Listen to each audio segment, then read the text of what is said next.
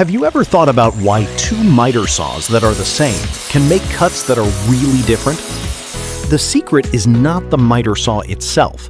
It is the miter saw blade tooth geometry. There is one thing about the teeth on the blade that affects how good the cut is, how accurate it is, and how much heat is made that most people who work with wood do not know about. Before we talk about that, if you want to get better at woodworking, Ted's Woodworking can help you with that. Ted's Woodworking has a lot of things to help you, including 16,000 woodworking plans, a special viewer for plans, 150 good videos, lists of materials, lists of cuts, new plans every month, and advice on starting a business that makes things out of wood. You can find information about this in the description. Just look for the link. Now, here is something that might surprise you.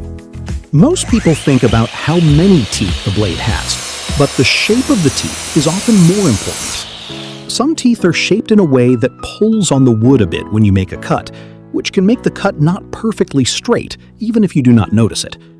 Some blades have teeth that are specially designed to squish the wood fibers before they cut them, which makes the edges of the cut cleaner and reduces the amount of wood that tears out, especially when you are cutting wood. That is why two blades that have the same number of teeth can make cuts that are really different.